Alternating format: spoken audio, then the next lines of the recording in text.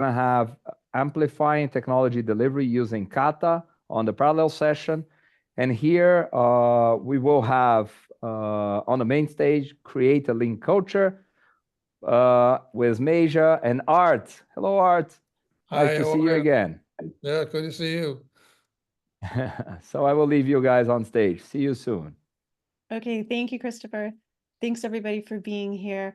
Our next speaker started his lean journey in January 1982 during his first general manager job at GE, when his division was responsible for the first just-in-time implementation at GE. Later, as group executive, he and one of his group presidents initiated lean at the Danaher Corporation. Then as CEO of the wire mold company, he led an aggressive lean implementation that increased enterprise value by just under 2,500% in a little over 9 years and won a Shingo Prize. Next, as an operating partner at J.W. Childs Associates, he was responsible for implementing lean across their entire private equity portfolio. Art is the author of The Lean Turnaround and the Lean Turnaround Action Guide, which won a Shingo Publication Prize. He is a member of the Shingo Academy, the Industry Week Magazine Manufacturing Hall of Fame, and the AME Hall of Fame. His most recent book is the Lean Turnaround Answer Book, 40 Years of Lean Observation, which came out this past spring. Please help me welcome Art Byrne. Thanks, Art, for being here. You're welcome. Hello, everyone. We're going to put the slides up here now, Marissa, or Yes, and there will be up in just a moment here. There we go. okay. So we're gonna talk today about creating a lean culture. I mean, companies that no, can you go back one? Oh, yes. So companies that move to lean are going to get big advantages over their competition. But if you can move all the way to where you not only are doing lean, but you have a lean culture, you're going to be incredibly hard to beat. So let's start with what's the definition of a company culture? I looked it up with some of the professors, business school professors, and it takes them about 2 paragraphs to describe this. From a lean point of view, I think keeping things simple is much better. So I like to say a definition of a culture is just the way we do things here. Next slide. Now, if we're going to create a lean culture, that assumes that you're going from traditional batch way of doing things to lean, and of course, batch is pushing things through. You're trying to go to flow where you're going to pull things through. So batch is really the opposite of lean. So you're making a very, very big change here, and you got to bring the people along with it. Next slide, please. So let's start. I mean, what are you going to do to start? Well, I think the first thing, of course, is communicate. Tell your associates what you plan to do. What are the objectives? You can show your operational excellence goals, for example. Why are you going to do this? I think there's lots of great examples of what other lean companies have achieved that you could utilize here. When are you going to start? And then how are you going to go about it? I mean, most companies, they can tell people what they want to do and why they want to do it. But if you can give your associates a piece of the how so that they're participating in how it's going to happen, that's going to really make things go faster, and it's going to move the culture along very, very quickly. Now, of course, when you explain the why and some examples of other lean companies and all the results that they've gotten, you're going to scare the heck out of everybody because the gains are so enormous. So I think one of the things you want to say in this initial communication is what's in it for everybody, what's in it for all your associates. And of course, the most important thing here is to make sure you tell people that no one's going to lose their job as a result of the move to lean. Next slide, please. Now, of course, you can't have a lean culture unless you become a lean enterprise. And so you're going to see as we go through here that most of the things that we're going to do to create a lean culture are really the same things that we're going to do to create a lean enterprise. It's pretty hard to separate the two. First of all, when we're talking about creating a lean enterprise, you have to start out with the understanding that everything must change. Most companies start out with an understanding is, well, we can just give this to our VP of operations and let him do it, and everything else can stay the same. But of course, that's not true. For example, when I first became the CEO at WireMold, I knew that I was going to try and change it through implementing a very aggressive lean approach where we try and level load the factory and make things more effective, et cetera. So one of my first questions was, what percentage of our sales ship in the last week of the month? This is a question you can ask in your organization as well. And the answer I got was 50%. I said, well, wait a minute, how am I going to level load the factory and still ship 50% in the last week of the month? And besides, if we're staffed to ship 50% in the last week of the month, that means we're overstaffed the other 3 weeks. So why are we doing that? Why? So the next question, of course, is, well, why? Why are we shipping that much in the last week of the month? And it turned out when we dug into it, it was our sales terms. Our sales terms were driving our distributors, and we sold through electrical distributors. They were driving the distributors to order in the last week of the month. So obvious answer, change the sales terms, which we did. Same thing is true for accounting and finance. Most companies, traditionally run companies, they use standard cost absorption accounting as the way to keep track of things. And unfortunately, that incentivizes everything that we're trying to get rid of with lean. So if you don't change your accounting to lean accounting fairly early on, you're going to find that the finance department is fighting you every step of the way. And so same thing is true with IT, human resources, all these things. You can't move to lean and keep the IT, the resources where you're doing everything, loading the factory floor with MRP or something like that. It's just not possible. And the other big thing, besides understanding that everything has to change, is you have to start out understanding that lean is not a cost reduction program.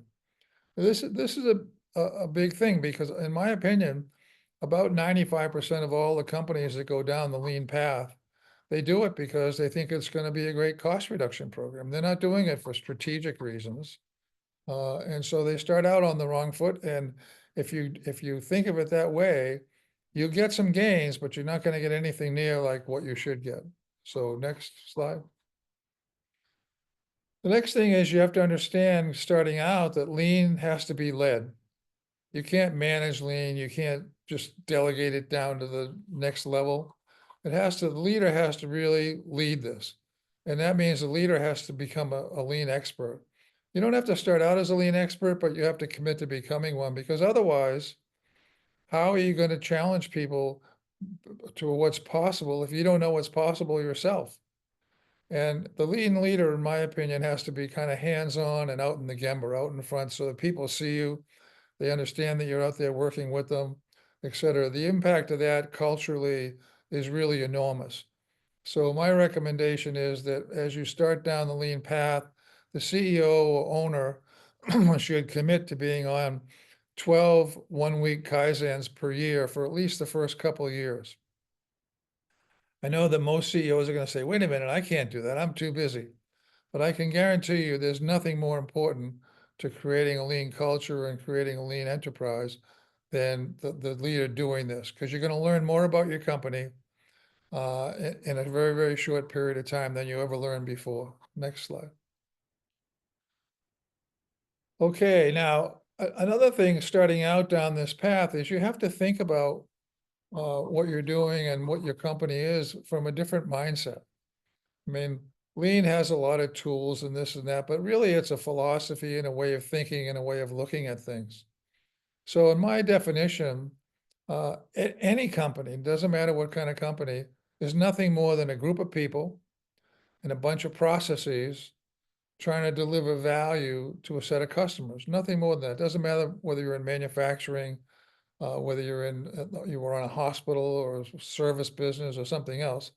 But this is true of any company. Now, this is true when I say it to you now, you can probably nod your head and say, okay, that makes sense. But the problem is when I come to your company, then you're going to tell me, but wait a minute, Art, you don't understand. We're so much more complicated than that and blah, blah, blah.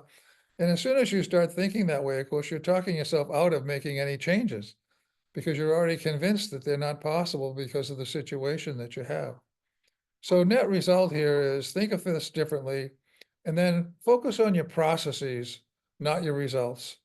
That's a real mindset change, to focus on your processes, not your results. Next slide. And in thinking about that, I mean, a lean company is competing on its operational excellence goals. That's really what this is all about. And so telling people what we're trying to do here, what are our operational excellence goals, is a really important first step. And when you do that, these operational excellence goals should be process orientated, not results orientated, first of all. Secondly, they should all be very, very stretch goals, because if you don't stretch them, then you're not going to make much change at all. And so I always say, look, if you don't set the goals such that when you announce them, everybody goes, "Are you kidding me? We can't do that." Then you didn't set them high enough, because you're trying to change the whole conversation here. You're trying to get everybody to think and act a very, very different way. For example, when we started at Wiremold, I set the target 20 times inventory turns. We were at 3. Now, if I just said, let's get to 5, people would think they could just keep doing what they're doing the same way, and maybe they'd get to 5. But if I say you got to get to 20, you got to think this through very, very differently. And let me give you another example. On 50% reduction in defects target that we have here, let's say I say we're going to set a 50% reduction in defects every year. That's our target. And some other CEO that says, well, Art, you can't set these stretch goals, because if I set goals this high, I'm going to lose everybody. No one will pay attention, and it'll just be a waste of time. I said, okay, what kind of goal do you want to set? He said, well, I'm going to say that we're going to reduce defects by 5%. Okay, he's going to reduce them by 5. I'm going to reduce them by 50. End of the year, his team beats the target by 50%. They got a 7.5% reduction in defects. My team, on the other hand, we don't feel so good because we missed our target by 20%, and we only got a 40% reduction in defects. But think about what happens here if this goes on next year and next year, and he gets 7.5, I get 40. He gets 7.5, I get 40. Won't be too long before I can just bury this competitor, because he's not willing to set these kind of targets. The other key thing to think about setting aggressive targets like this is, this shows tremendous respect for your people. Because if I can set targets like this means that I believe that my people can achieve incredible things if we just give them a little help and help them learn how to do it. Whereas Mr. 5%, he doesn't have very much faith in his people at all. He's not respecting his people. He doesn't think they can do much of anything. So set the targets very, very high. Next target, next slide. Next slide, please. Okay, the second thing you need to do is you got to change the structure. We're trying to go from a batch functional structure to a value stream structure. Most of the waste that occurs in traditional companies is in their structure. For example, if you're a manufacturing company and you're organized based upon a type of equipment, in other words, functional departments, so that all the punch presses are in one department, all the drilling machines are in another department, et cetera. The waste that's in that structure alone is enormous. And in fact, in my experience, a functionally organized company like that has something like 25 to 40% too many people, 50% too much space, 5 to 6 times too much inventory, long lead times, and periodic quality problems that they can't really solve. So we want to eliminate that. And think of it, if you put all the machines next to each other, why would you even do that? That isn't the way you make the product. The only reason you might do that is because you think the machines might be happier if they're near other machines just like them. But that doesn't make any sense either, does it? So what we're trying to do is here, we're going to create value streams. And in our case, we did it by product family. We selected a team leader, and then we try to give that team leader all the equipment necessary to build that family complete, from raw material to in the box. Each team leader had a buyer planner. We got rid of our purchasing department and our production planning department, and we consolidated this into one person for each team leader, whose responsibility was the planning and buying for that particular team. And then we assigned support staff like marketing and engineering and IT and stuff to these teams as well. They didn't sit there all the time, but they were attached to these teams so that we could coordinate everything. And then, of course, you got to move the equipment. If you're going to give the team leader all the equipment to make the product complete, you got to move the equipment so that he has control over all of his necessary equipment. Next slide, please. And then the next thing that's really important is, as you start down this path, you got to set up a Kaizen promotion office. This is how you're going to, this is going to run the improvement activity that you have over time. It's a full-time job. Its size should be 1 to 2% of the hourly workforce.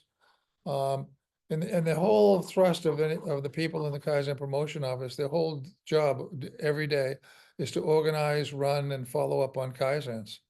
This is how you build a lean expertise. We took people that we thought had high potential, put them in the Kaizen office for 2 years, and then after a couple of years, and they really became pretty good Kaizen experts, we could promote them to team leaders, we could promote them to factory leaders, we could promote them to different other kind of jobs, and they would bring this lean expertise with them and spread it to everybody. Next slide. So Kaizen is really the way that you're going to do things. And it's really you want to have an environment or a culture where people think just Kaizen, Kaizen, Kaizen all the time. Because look at the results you get from a one week Kaizen. This is just typical results that I've experienced almost every time, almost everywhere. You know, cut lead times by 90%, cut the staffing in half, cut the inventory by 70%, et cetera, et cetera. And then, go down to the bottom and says, cut setup time by 90% in 1 week. We found at Wiremold that no matter what kind of equipment that we used, if we ran a 1 week setup reduction Kaizen, we could pretty much cut the setup time by 90% during that week. So when you get results like this, it makes people really think, wow, look at that. We ought to keep doing this. But you'd be surprised how many companies will do a Kaizen, get this kind of result, and the response to it is, well, gee, that was interesting. Maybe we'll do another one in a couple of months. I don't understand that mentality, but it exists. Next slide, please. Now, the key for Kaizen and the culture is that Kaizen has to include everybody. Our Kaizen teams were always 50% salaried, 50% hourly, because the best ideas are going to come from the hourly people that are doing the work. And as you do these things and you get real good changes, that's what's going to really change the culture. For example, we had setup reduction from one machine from 3 hours to 1 minute. It's a big punch press machine. We figured out how to build a new progressive die that used to take us 3 months. We could do that in 1 month. New product development cycle was cut by 75%, but lead times went from 4 to 6 weeks to 1 to 2 days. So when you get big results like that, people notice, and this really helps to drive the culture change. Next slide, please. Next thing is, you got to tell your people what your core values are. You want to, we're talking about the way we do things here. If everybody has the same core values, it's going to help you to get that way we do things here implemented. So we just had 3 simple things. We said we're going to focus on people, customers, and Kaizen, where Kaizen is basically helping our people deliver more value to our customers. Next slide, please. And then, of course, you want to live by the lean fundamentals. I think all of you probably know what these 4 are: work to tack time, one-piece flow, et cetera. But, lean is not a free-for-all. You have to have some guardrails and some places where you say, we're going to work within this framework. And the framework are the lean fundamentals. So if I was your CEO and every day I just said, hey, is everything today working at tack time? Is everything in a one-piece flow? Do we have standard work every place? And is people actually following it? And do we have a pull system all the way from our customers back to our raw material? So if the answer to all that is yes, you're going to be you're going to have first of all, you're going to have a lean culture. And secondly, you're going to be really, really hard to beat. Because lean is learned by doing, and the doing is what causes the culture change. Next slide, please. Next thing I think is you should state the behavior that you expect from your people. When I first got to Wiremold, I asked if we had an employee manual, and they hauled out a couple of big 3-ring binders that only a lawyer could understand or like. So I said, let's get something simple that we can tell everybody what we expect from them when they come to work every day. So we created this list, and we put it on little cards, and we gave a card to everybody so they could carry it in their wallet. And it was really simple. He said, when you come to work, we expect you to respect others, tell the truth, be fair, try new ideas, ask why, keep your promises, and do your share. Pretty simple. And people could get their arms around that. It was very simple. Next slide, please. The next thing, because you're going to start out with so many excess people, I told you that functionally organized companies tend to have 25 to 40% too many people. Then you have some space here to go after some of the bad actors. On the salary side, you won't have to fire the bad actors, because once they understand that you're really serious about lean, most of the time they'll run away screaming and they'll quit, because it just doesn't make any sense to them. On the hourly side, particularly like in our case where we had a union, takes a little longer to do this. But you're not talking about a lot of people. You're talking about maybe 1 to 2% of your workforce fall into this category, but they affect everybody. So it's really important to take the steps and do the things to make sure that the bad actors are no longer present. And the thing you're going to find is once you do that, the rest of their team is going to look at you and say, gee, what took you so long? We knew that was a bad guy for a long time, but you management, you never did anything. Next slide, please.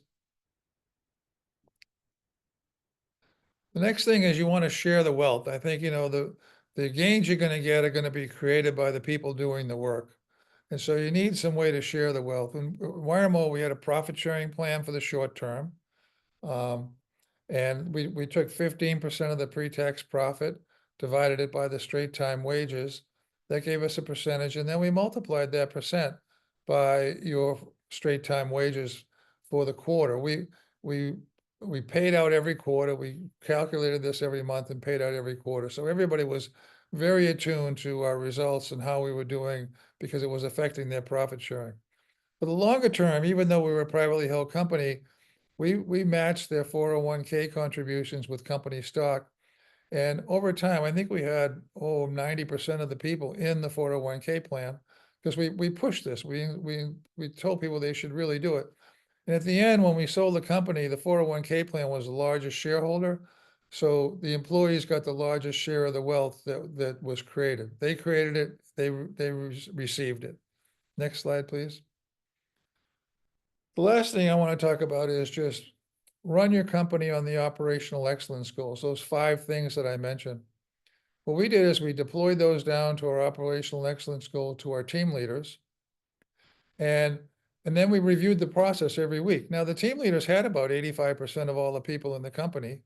So what this meant was automatically, now we've got 85% of the people working on focused on only those 5 goals. And, we're looking forward here. Think about most companies, they run based on a make the month basis. And when you do that, you're always looking backwards, because by the time you close the books and start looking back at last month, first of all, last month already happened. And 3 weeks later, now you're going to try and get some learning out of that. So you're always looking backwards. If you do it this way and focus everybody on the operational excellence goals and review it on a very frequent basis, now you're looking forward and you're going to get some really good results. Next slide, please. As an example, this is the results we get at Wiremo. This was over about 9.5 years. And Wiremo was a pretty mundane metal bashing and plastic extruding company. We sold raceway and fittings for the electrical industry in the United States. But our lead times went from 4 to 6 weeks to 1 to 2 days. Productivity was up 162%. Gross profit went up by 13 points. And this is as I said, pretty mundane business, no high tech here. Machines that we used to change over 3 times a week, we were now changing them 20 to 30 times a day. Inventory turns went from 3 to 18. Sales more than quadrupled. Operating income was up 13 times. And our enterprise value, as we mentioned earlier, increased by almost 2,500% over the course of these 9+ years. So lean really works. And because we had created a lean culture, we were able to get these kind of results. Next slide, please. So as one of my consultants at Shinjitsu used to tell me, you have to, first of all, you have to understand creating a lean culture takes some time. But as one of my consultants used to say, burn some. if you don't try something, no knowledge can visit you. And I always really thought that was really profound in a lot of ways, because it's true. If you don't try something, no knowledge can visit you. So if you think you can't improve, or you think you can't get better, guess what? You're going to be right. But if you try something, you're going to get a lot of knowledge, and you're going to get a lot of improvement. So I think we're kind of at the time limit. We got 5 minutes left for questions, is the way I understand this. So if we have any questions, I'm happy to take a swing at them.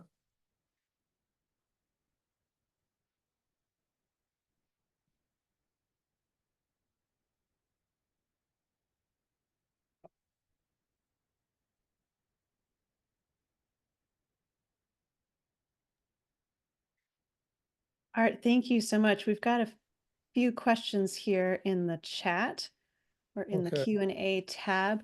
The first one, someone was wondering if you could please explain, why is it more important to focus on the process and not results? Leadership are always focusing on the results. Could I you know, please answer that? they have it backwards is what's happened there. Well, think of it this way. The processes that you have are giving you the results that you have.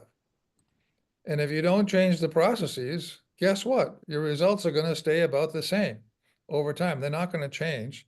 And so, and plus you're, as I mentioned earlier, you're looking backwards when you're looking at results. The results already happened. There's nothing you can do about those.